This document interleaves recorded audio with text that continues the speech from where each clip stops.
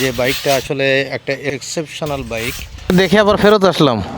Bike দেখলাম আর কি, এই যে ইনি রাইড করে যাচ্ছে আর কি। ওনার এই ডেকোরেশনটা আসলে অনেক সুন্দর। দাদা দাঁড়াবেন একটু, আপনার বাইকটা একটু দেখতাম।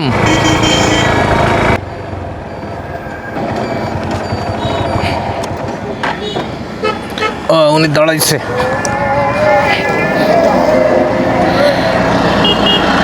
তো এই যে দাদার এই বাইকটা পাইছি আর কি এইখানে। তো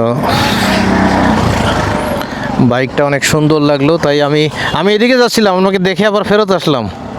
যে বাইকটা আসলে একটা এক্সেপশনাল বাইক, হুন্ডা এক্সেলটাকে তো ওই দাদা সাজিয়ে এরকম তৈরি করেছে। তো দাদার এই বাইকটা আসলে একটা অসাধারণ শৈলীতে তৈরি করা, যেটা আসলে দেখতে অনেক সুন্দর লাগতেছে এবং পুরোটাই মনে হচ্ছে যেন একটা গোল্ড দিয়ে তৈরি করা। দাদা আপনার নাম কি? আমার নাম শশাঙ্ক রায়। শশাঙ্ক রায়। তো এটা কতদিন হয়েছে এটা ব্যবহার করতেছেন? এটা আমি 8 মাস 9 মাস হতে পারে। কি নিজে তৈরি করছেন? হ্যাঁ, আমি নিজে তৈরি করছি। আচ্ছা, এটা কি ম্যাটেরিয়ালস ব্যবহার করছেন আর কি? এটা আমি মূলত নকশার জন্য এসএস স্টিল ব্যবহার করেছি, গোল্ডেন কালার। আর মূল গাড়িটা ছিল একটা এক্সেল গাড়ি, এর ইঞ্জিন ছিল না। গাড়িটা ভালো দেখে মনে করলাম যে মডিফাই করে কিছু করা যায় কি না, সেই চিন্তাভাবনা থেকে মূলত আমি এটা ব্যাটারিতে মডিফাই করছি। ও, এটা ইঞ্জিন নাই? না, এটা ইঞ্জিন নেই, ব্যাটারি চালিত। এটা হচ্ছে ব্যাটারি চালিত। ব্যাটারি চালিত এবং গাড়িটার মাইলেজটা স্বাভাবিক বাংলাদেশে এসব গাড়িগুলো আছে ব্যাটারির, তার থেকে অনেক বেশি। এটা 300 কিলোমিটার কমপক্ষে যায়। মানে আপনার যে ব্যাটারি লাগানো আছে এতে 300 কিলোমিটার যায়।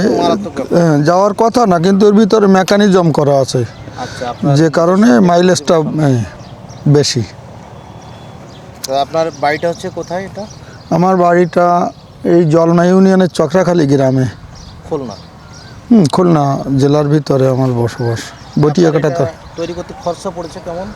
খরচা খুব, এই সর্বশেষ এই নিচেই কিছু নতুন নকশা দিয়েছি, এই যে দেখেন কিছু ঝালর দিয়েছি, এইসব দিয়ে 1 লাখের উপরে খরচ হয়ে গেছে আমার। 1 লক্ষ টাকার উপরে খরচ হয়ে গেছে। এই এসএস স্টিলগুলোর দাম বড্ড বেশি। মানে দাদা আসলে একজন রুচিশীল মানুষ, যে কারণে এত খরচ করে, মানে 1 লক্ষ টাকায় চাইলে নতুন বাইকও কেনা যায়, তা বাদ দিয়ে সে নিজের হাতে তৈরি করছে এরকম সুন্দর একটি বাইক। বর্তমানে তেলের যে দাম, আমার গাড়িটা আমার অনেক ব্যাকআপ দিচ্ছে। গাড়িটায় এক চার্জে 300 কিলোমিটার যায় এবং ফুল চার্জ দিতে 9 টাকার বিদ্যুৎ খরচ হয়। আমি সপ্তাহে 1 দিন চার্জ দেই, তাতে করে ওই 30-35 টাকার বিদ্যুৎ খরচেই আমার পুরো মাস চলে যায়। এই হলো আমার সুবিধা। এটাকে গরিবের বাইক বলা যায়। আর ফুল পাতা পশু পাখির নকশা দিয়ে প্রাকৃতিক সাজে এটাকে সাজানোর চেষ্টা করা হয়েছে। দেখেন পিছনে এই যে সামনে ডানা আছে, ঈগলের ডানা, পিছনে আবার লেজ আছে, ওটাও ঝাপটায়। দেখেন ওইটার লেজ, ওটাও। আর গাড়িটা যখন চলে তখন ডানায় একটা শব্দ আসে আর পিছনে আর একটা শব্দ আছে, দুটো শব্দ। বেশ ভালোই লাগতেছে,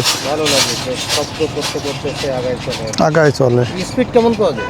স্পিড ওই 49-50 এরকম গতিতে আমি চালাই, আর একটু বেশি হয়।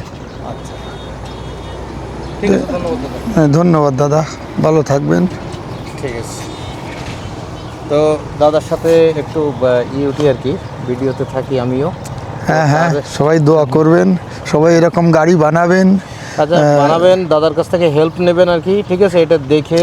এটা পরিবেশ বান্ধব, জ্বালানি সাশ্রয়ী। বর্তমানে জ্বালানির খুব দাম। তো জ্বালানি মানে কি, আমি তো জ্বালানি আজকে 60 কিলোমিটার বাইক চালাচ্ছি, কোনো জায়গায় জ্বালানিই পাইনি, 1 লিটারও কিনতে পারিনি। আর আমার এখানে খুলনায় যাচ্ছি শুধুমাত্র তেল খোঁজার জন্য। খুলনায় খুব খারাপ অবস্থা, আমি খুলনার থেকে আসছি। আর এটা ফুল চার্জ দিলে 300 কিলোমিটার মানে অনেক, আর লাগে না মূলত। আর সারা মাসে ওই 40-50 টাকারই বিদ্যুৎ খরচ হবে, তার বেশি হবে না। সপ্তাহে 1 দিন আমি চার্জ দেই। গাড়িটা দেখতে যাই হোক না কেন, খরচ সাশ্রয়ী বলা যায়, পরিবেশ বান্ধব এবং হচ্ছে 1 চার্জে 300 কিলোমিটার মানে হিউজ পরিমাণে। বাইকটা আমি একটু রাইড করে দেখতেছি আর কি।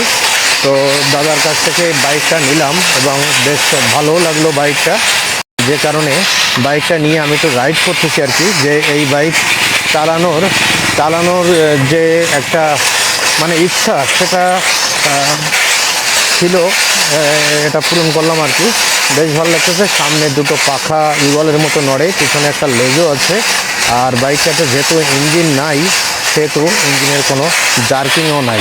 তো যে কারণে এটা রাইড আসলেই বেশ আরামদায়ক আর কি। তো দাদাকে ধন্যবাদ মানে চালিয়ে দেখতে দেওয়ার জন্য।